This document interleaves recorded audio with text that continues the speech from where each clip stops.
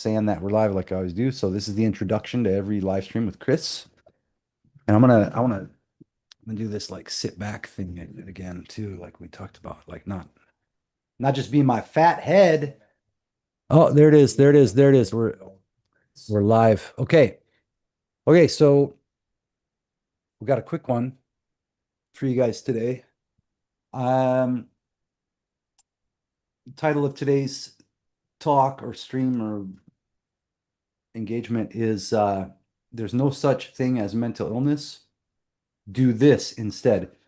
So Chris, if you want to kind of give an intro of your, how we got here, Yeah. um, and then we can segue into, what mental illness is, what's why, how and why it doesn't exist, and then what is the this that people could do instead.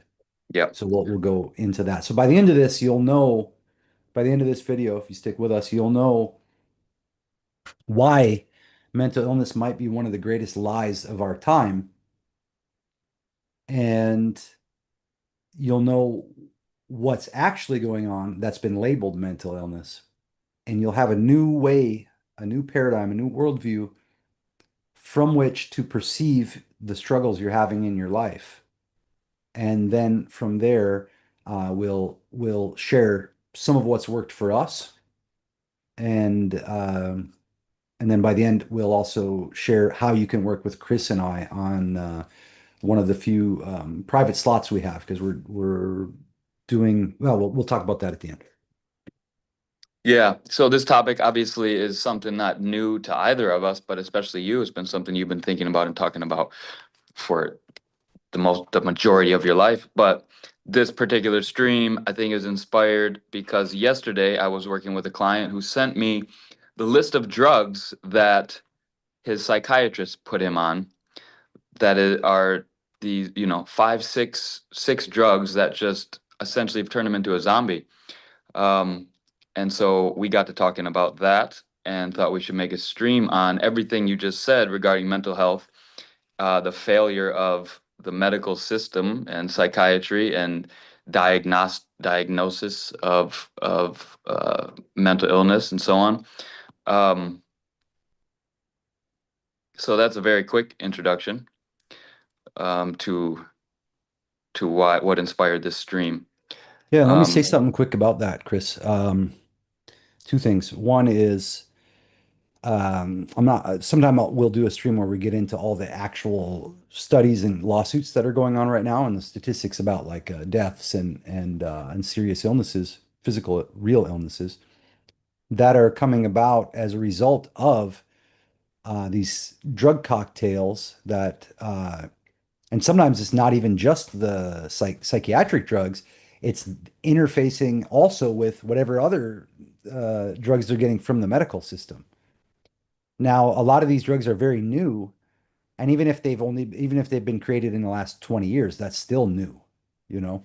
So new that only now is some long-term data starting to emerge and lawsuits accompanying the emergence of that long-term data, and most of it's in nursing homes and old folks' homes where they're starting to see the long-term result of the combination, and not only the combination of the psychiatric meds, but also just the long-term effects of even being on one of the many options of the SSRIs and other drugs. Just so everyone's aware, Chris and I are not doctors. We're not qualified to give medical advice, so we're not doing that here. We're just discussing what's publicly available data coupled with our experiences of working with clients on these exactly. struggles.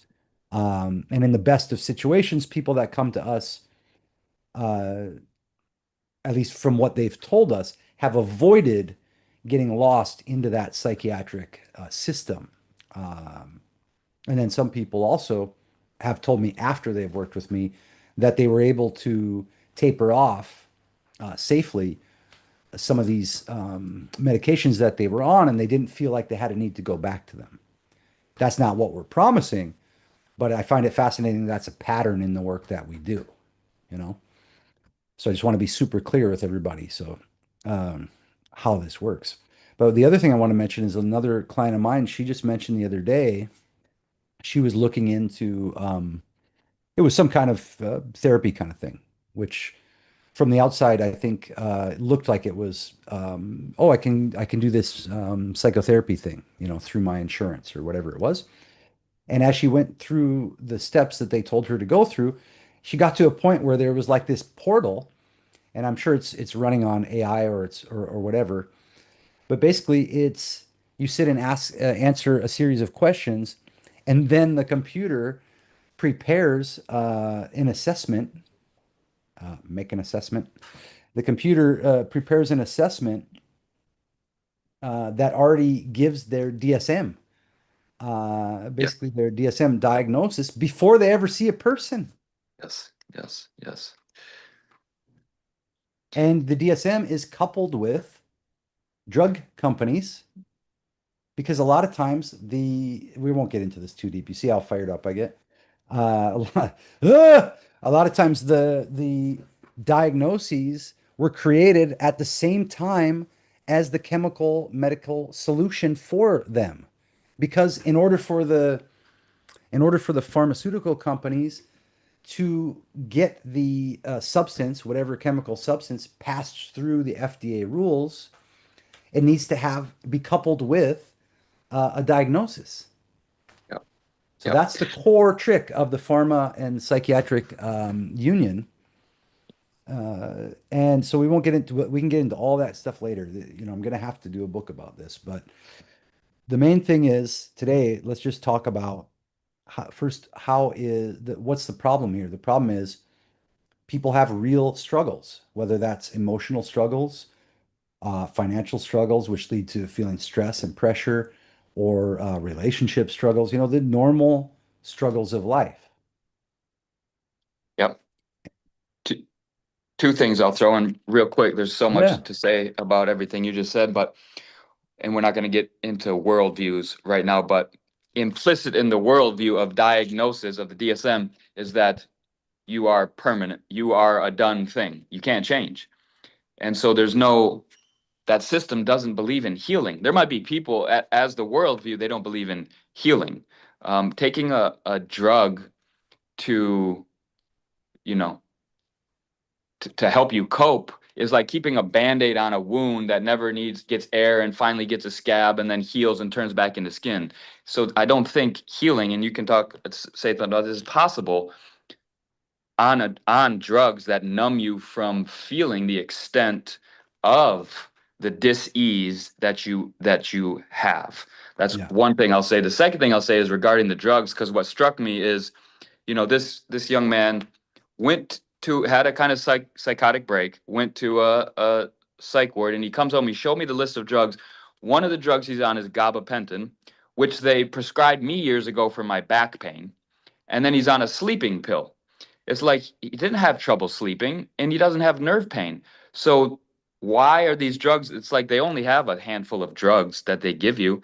And if you look at them all, essentially they're numbing drugs and they're drugs that keep you calm. Mhm. Um, that's not a permanent solution for any problem. Yeah, I mean, I had clients who suffered from repeated what they call panic attacks. I hate the term because it's not actually a real thing. The experience is real, but the category and the way they diagnose it is not. And it could be a number of different things that lead to that. Okay, fair enough.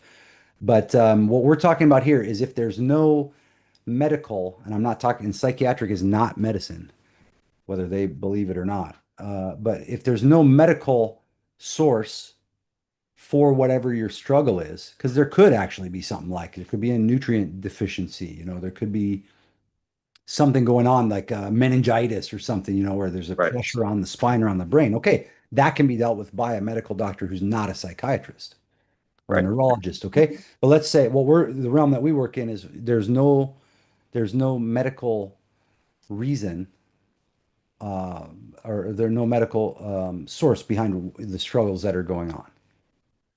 And the new worldview frame that I wanted to tell you about, if you really want to get the whole thing in deep detail, you need to read the first half and it's sectioned this way in the book of Thomas Satz, Szazz, Thomas Satz's book. the myth of mental illness. And why do I say to only read the first, you only need to read the first half? Because that's where he makes his case that mental illness doesn't exist. And he was a psychiatrist, so you're going to get it straight from the horse's mouth, so to speak. Yeah. And so that in the second half, I think he makes a lot of critical errors and worldview errors, but that's neither here nor there. So the core issue is mental illness is a category error because the mind is not physical, the mind is metaphysical. And illness is dealing with a dysfunction of something cellular or tissue or organ, a dysfunction. And there are actual medical doctors and procedures, for better or worse, of course. I'm not endorsing that whole system either, but there are medical or naturopathic, whatever, there are procedures to deal with those issues. So, in other words, what you call mental illness is actually a pattern of character, which is of body, of movement, of posture, even that can be dealt with through the type of exercises and activities and adventures that we offer in our coaching program and so on. Because to call the mind is not divorced from the body. One, two, it's a pattern of behavior that becomes your character. At best, if there's a diagnosis, it would be that. Maybe you have a more, when stress comes, you might go into a more depressive mode of being. That doesn't mean you're now have depressive, whatever they want a DSM You number, have blah, blah, depression blah. or you have anxiety. Right. Uh, and I want you to listen, people to listen, not you, Chris, but people to listen carefully to what we're saying because the knee-jerk reaction is, well, if mental illness doesn't exist, then why am I freaking out? And what I was trying to say before about panic attacks maybe is a good illustration. I had clients who had repeated what they called panic attacks to the point where they would insist on going to the hospital and they would feel like they can't breathe.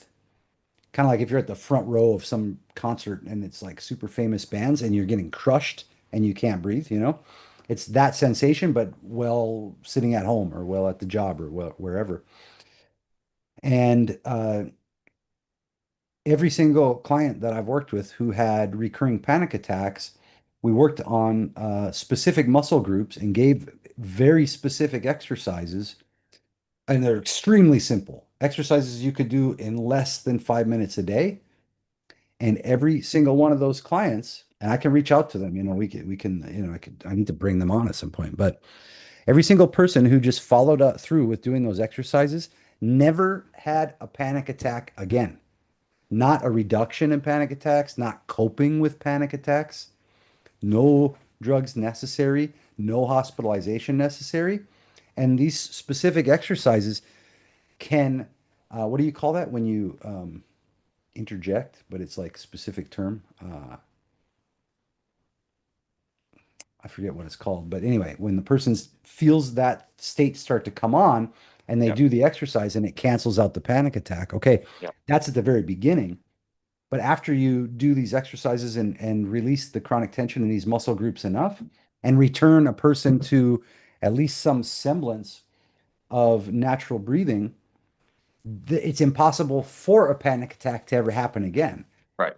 And why is that? Well, the reason why that is because prior to that, it's similar to what you said, Chris, there's like a pattern of behavior and reactions that are going on. So as soon as the person starts to feel that muscle group tense up, for example, the Right. next reflexive behavior or reaction in the body is for those muscle groups to tighten and then for the breathing to get shallow. And when the breathing's shallow, the brain reads the muscle groups that are going on in the body and says, "Oh, there's an emergency happening right now." Well, how does the brain know there's an emergency happening? Because there's shallow breathing going on and there's tension. So then that loop is going, going, going, and then there actually is an emergency because the person is not breathing and there's not enough oxygen getting to the brain. Then the brain says, "Hey, I'm not getting enough oxygen. This is an emergency." And that feedback loop goes and goes. And guess what happens when they go to the hospital? They give them a tranquilizer, which forces the muscles to relax. which points to what I said as well. There's no such thing as mental. Another reason why there's no such thing as mental illness is because there's always a physical component to everything. Um, But the reason okay. there's no mental illness is because the mind itself cannot be ill. The mind is something metaphysical. The mind can be struggling, the mind can be confused, the mind can be lost, but that's not the same as illness. And this is the great swindle of the psychiatric world. And further, I will challenge anyone who's watching this. And if idiots show up in the comments, make sure that you at least know how to form a proper argument before you leave a comment, and that you be prepared to be invited on a stream to defend whatever you say. Okay, because that's how this works. Flyby, idiot commenters, we're just going to turn you into fodder for the next live stream. But if you actually feel like you have a solid argument, make it in the comments, and we'll invite you on the next stream. But basically, the other myth we need to expose before we get to the solutions here and the transformation that's possible is um, chemical imbalance. This is what sells the drugs. And I guarantee you that there's still psychiatrists repeating this to their patients. And Oh yeah. people repeat it. You can see just my post on Facebook from yesterday or the day before. Sure enough, guy shows up in the comments and mentions chemical imbalance as the reason behind depression and anxiety. And Which there's no data for basically, whatsoever. There's I no started evidence that researching. There's not even one study. I thought, no, okay, there's probably like at least some big no, pharma studies, right? Like that they no. engineered. No, there was never a single study. It was just an inference Right. casually made by two researchers who later said, no, that's not what it Right. is. And the pharmaceutical industry ran with it. And they've admitted both in public documents and in leaked whistleblower documents. They said this was all what we needed for marketing these drugs. I mean, it's why SSRI, because there's no, to be more specific, there's no link between serotonin, one example, and depression necessarily.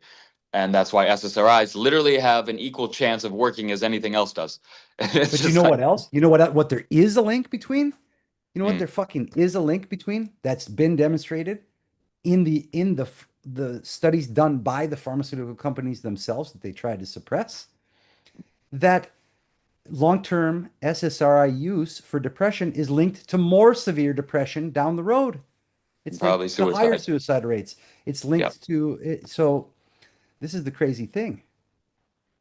Those drugs are linked to worsening of the symptoms that they're used to treat. Now, again, we'll do other streams where we get into the raw data of all this stuff for all the naysayers and haters out there, so they can choke on it. But basically, like yeah, where I mentioned at the beginning, the cocktail of all these drugs combined, and then mixed with the person is drinking alcohol and all these other things that you can't control. Basically, they're just starting to see that it's one other study I'll mention, then we'll move on to the solutions. Uh, this other study was they did a study on ADHD, people who had been diagnosed with ADHD, and the claim they tried to make was that ADHD causes over throughout the course of your life causes holes in the brain. yeah, And then some other guy went and dug into the studies. They only did studies on people who were on Adderall or whatever the yeah, other speed drugs they give to people who are on ADHD. So then when they expanded the study beyond, they had to have a group who never took those. Well, the only group who had the holes in their heads were the ones that were on the Adderall. of course. But look how they tried to frame it. You see how they tried to, you know what I mean? It's super sinister, dude. Sinister. So these are Yeah, the people, if you go get diagnosed by a machine now, you're going to get diagnosed by AI. yep, And then you're going to go in. And once that has diagnosed you, unless you're dealing with a really high class professional, and a high class professional would not let a machine diagnose you, by the way, unless you're dealing with a high class professional who happens to be a psychiatrist, of which there are very few, then that person is going to view you through the lens of the diagnosis the whole time they know you. They will never see you as anything but that category. yeah. I mean, it speaks to how we view people in the world that we pay psychiatrists like $500,000 a year. and and their job is only to, give you just a particular concoction of drugs, that we value that, like this kind of chemical, scientist of the brain, which is a completely, at least a psychologist might actually learn It's some not a scientist of the brain. They relational. didn't study the brain. I don't understand, right? Psychiatrists don't study It's the brain. it's fake, right? It's pretend. There's nothing sophisticated about that. I mean, most of the doctors you talk to don't even understand basic nutrition, and yet they have 8-year degrees that they, anyways. Okay, where do we go from here? So, see, we just identified our next year's worth of content right there. I mean, it's so great, dude. And it's good that we're doing this. I'm gonna go and look into exactly what a psychiatrist, like the education that they go Yeah, through. let's get into that. Let's dig into it. Yeah. Let's expose the whole works. So basically, the best possible scenario is that, and not that Chris and I can help every person with every issue, but we do have a knack for helping people get out of what I call. So, what is the real problem? We need to say, what is the real problem? The real problem is you're having a struggle with life and you don't know how to get through it, whatever that struggle might be, whether it's burnout, whether it's chronic tension, or whether it's you're feeling choked up, or you can't let go, or you have to navigate transitions like a relationship falling apart, or career change, or whatever it is. Okay. You're navigating a problem in life. And what all those problems have in common is a person is responding to the contents of their imagination as if it's more real than the actuality of what's going on around them. And why do I say that? Because what's going on around you, once your identity is outside of the imagination and present and aware of what's actually going on in the body and around you, then you're in the driver's seat. You can see, okay, the car needs repair. You can actually take steps to solve or to stabilize whatever the issue is. But if you're responding to the contents of the imagination as if those are more real than reality, then the solutions, this is why it doesn't help to read 2000 self-help books or esoteric books or whatever, because it's all taking place on inside the imagination.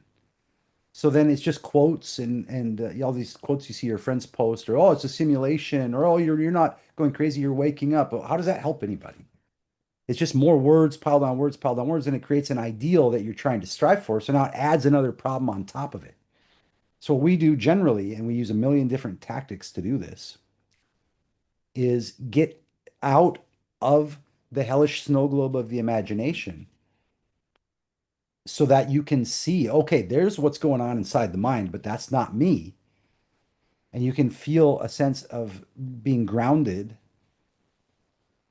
even if you're experiencing pain, even if you're going through struggles. And you can start to come back home to the body and feel a sense of complete aliveness, which will include pain and suffering. Yes, it will. But you'll know what it is. Oh, okay, I got to deal with my knee. It's hurting me. That's a real thing, but it's not a mental illness because oh, well, I have to deal with this. But if you start imagining catastrophes, what if I lose my leg? Oh my God. Now you're not able to deal with anything. So what Chris and I do, we help people get out of that hell realm of the imagination, come back home to the body and to what's actually going on. And then from there, we can, with you, help you craft solutions to the actual issues that you're struggling with.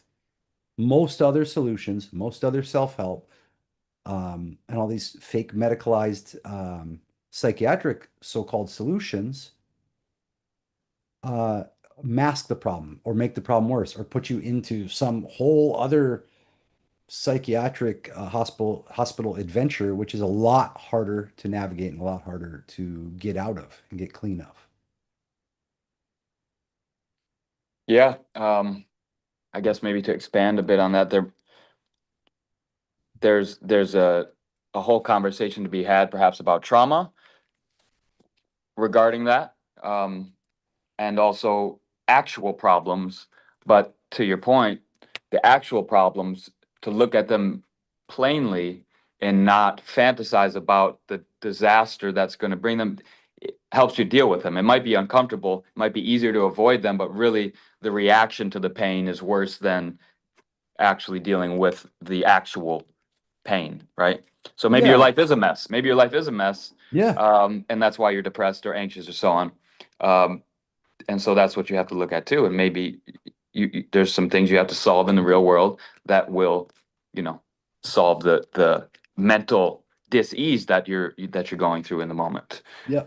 So that's why we can't give you a system, a framework, because your problem could be completely different from somebody who maybe has some trauma and has this pattern that they're stuck in, that leads to some type of panic attack or something, whereas somebody is in the middle of financial issues and that's the cause of their anxiety. Both would have a completely different um, way about going about healing or solving the issue, right? Yeah. It's not one size fits all. But what is one size fits all? What is common to almost all of the struggles in life that we have to deal with up front that's going to make all the other things easier to deal with is that most people are spending, let's say you have one, let's say there's 100% of calories or energy you have for each day. And when that's out, then you have to go to sleep, you have to recharge. You know that, if you might know when you get there where you just can't stand, you need to have some time alone, whatever. You run out of juice for the day. Mhm.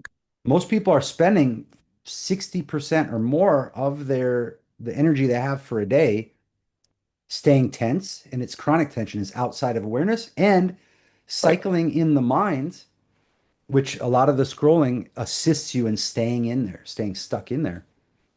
So they're creating tension in the body and it's out of awareness. So we need to bring that back into awareness, and the awareness will cause the body to start to relax on its own. And then, second, they're creating suffering in the mind, what I call fake suffering. Why is it fake suffering? Because it has no ground. It's not real. It's not based on anything. right, Real suffering might be like God forbid, someone you love that you rely on dies. You're going to go through a period of suffering related to that. But that's real. That's something you can go through, and there's right, ways to do it. But fake suffering is never ending. right, So that's what most people are spending 50, 60, 70% of their life force of their, and I don't mean anything mystical by this. I mean the amount of energy you have to get through a day. right. Most of that energy is burned up staying tense. So imagine if I sit here like this all day and I've got to clean my house, and I'm working against my muscle tension. Yep. Most of my effort is not going toward the things I need to do. Most of my effort is going toward staying tense. And then most of my mental effort is not focused on what's actually going on. It's being consumed by fear and doubt and shame and all these other things.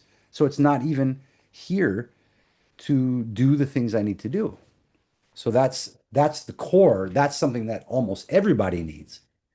So that's what we do with that. We Yeah. help get out of the head, stop creating the fake suffering of the mind, break apart and stop the chronic tension in the body, which feels like you're getting superpowers because now your attention span can expand again, like it was when you were a kid, and you could focus on one thing all day long, and your the effort that you're spending on staying tense, suddenly it's like you just got this whole reserve of energy. Yep. So Yep. So that would be a kind of general. Maybe some people need more undoing work than others. Other people need less, but that would be a general thing is to free up energy that's being used inefficiently to fend off invisible problems, which is in a sense what trauma is. And of yeah, course, there's a big uh, spectrum. variety Yeah, spectrum of trauma and it's not to downplay trauma. If you've had no, a not at all. shock point when you were a kid that put you were in extreme danger, Yeah, it's not real anymore, but it's very understandable why your body still reacts to it as if it's going on now, yeah. right? None of what we say is meant to diminish people's actual struggles. This is actually meant to tell you To there are empower. real struggles in life, and we're here to help you actually start to deal with those. Yep. Whereas the all this fake, this medicalization of life's struggles is the opposite of help. And often it's extremely harmful. And I know personal examples. even that brings me pain to remember this one friend of mine, and I'll tell the whole story about her. I've told you before, but about my friend Anne, Lord have mercy. And Bef- it Before brings, you do that, I have I'm not about going to tell two. it now. I'm just saying Oh, it's okay. another time. But I'm Yeah, just yeah. saying we both know Oh, yeah. with, with personal examples. And this was a woman who went through all the what I call fake seeking all over the world, the ashrams and psychotherapists. And she was on some really serious cocktail of psych meds. And her solution was to go off herself eventually after going through all the solutions. And part of that is what drove me. I didn't realize it till like a few years ago. I was like, wait, this was the key moment for me.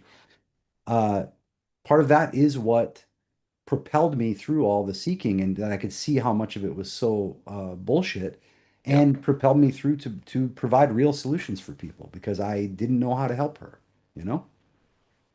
Yeah. So Yeah. I understand that this stuff is very real and very painful, and that's why, we're pretty serious about this. So Chris, I know Chris has to go and I got to get going as well, but what I want to say is, so in light of all this, and you're going to be seeing a lot more of us, if the Lord is willing, on here on the live streams, is we're opening spots, probably about 5 or 10. We need to see how many people we want to handle at a time. But basically, we're opening spots to work with one-on-one, or two-on-one. Basically, work one-on-one though with us and with probably we'll start with about 5 or 6, allowing 5 or 6 people and see how much more we can take on. But yeah, we do that in about 3 month chunks. But the way that works is first you just get on a call with us, and then we assess, find out what's going on in your specific situation, see if we can help you, and if you like hanging out and talking with us, that's kind of number one. And then from there, we put together a program specifically for you, tailored to your actual life struggles. And the reason we have a minimum of 3 months is because this is really deep and really high level work, and you've got to put in the effort over at least 3 months to get the kind of results that Chris and I are capable of helping you get. And how do we know that? Because of all the people we worked with who do 1 or 2 sessions, they might as well go get a massage or do something else. We're solving things at a much deeper level, at a root level, so that the rest you're kind of you have a chance at getting the rest of your life back out of all this medicalization of your life struggles. So that's what we're talking about. Hopefully, maybe Chris can say it more eloquently than I can, and then we're going to sign off. I think that's good. I mean, 3 months is like introduction. And that could give you some momentum. It could make things clear. It could, but like for practitioners, for people who want to go further, like a year is Yeah. really, and that's kind of who we're looking for. But we know that we still have things to offer in a 3 month container. But it's kind of also trying to weed out people to who want to stick around and become, practitioners for which a year is like, you know, takes 8 years to become a psychiatrist, and look what they're doing, right? Like we just said. No. So yeah, that sounds good. I got a lot more to say about that, but unfortunately I have to run today. But I think that was good. Yeah, there's going to be a And lot more. This was a great one, and as always, it's awesome to be here with you, Chris. And I just feel like super grateful, and both for you and for the fact that we have these tools and these gifts and the ability to make a stand and actually help people, hopefully before they ever get sucked into that whole other system. But also for people who have been victimized by that system, there's, that we can offer some kind of help. yeah, I mean, and you can see the connection between mental illness, people who are sensitive and do come up with these issues. They're usually the seeking types as well. And so they're going to be seekers. And then they can fall into that thing, like your friend who probably adopted some disassociative Buddhist practices, Yep. because that's another way to leave the body and not Yep. actually deal with the problem and create a worldview that justifies it until you're even more confused and Yep. lost, right? That's Yep. a whole nother conversation. But Yep. yeah. So, all right. Good Cool, stuff. everybody. Nice to see all of y'all. Thanks for being here on the stream. If you got questions, you got comments, you got hate, you got love, leave it in the comments section. If you want to get in touch with us, you can get in touch with me through the website. Send me a message on one of the 3,475 different ways of conveying text And then Chris and I will get you on our schedule. This is all organic, you know, we don't like to have everything be, there's no chat bots, there's no idiotic madness. We're old school and we're going to always be old school. So just reach out, get in touch with myself or Chris, and then we'll schedule a time for you to meet with both of us, and then we'll craft the program for you. And one promise I want to make at the very end here is whether we decide to work together or not, by the end of that call, it's mine and Chris's goal for you to at least have clarity on your situation and know what the next steps are for you. And if we know of a couple exercises or things that we can give you that are going to help you get the ground back under your feet, we're going to give you that on the call. Okay. And even if we're not the right fit for you, we'll send you to where, you know, to help you. Yeah, good stuff, man. Okay. And Okay. we're doing another one tomorrow on Yep. Tomorrow's the NPCs. NPCs. Yeah, yeah. How to And not be so, an, how to not be an NPC. Yeah. yeah, and how that relates to everything we just talked about, because it's all related. But Yep. okay. Peace, brother, and All right. everybody else. God Adios. bless.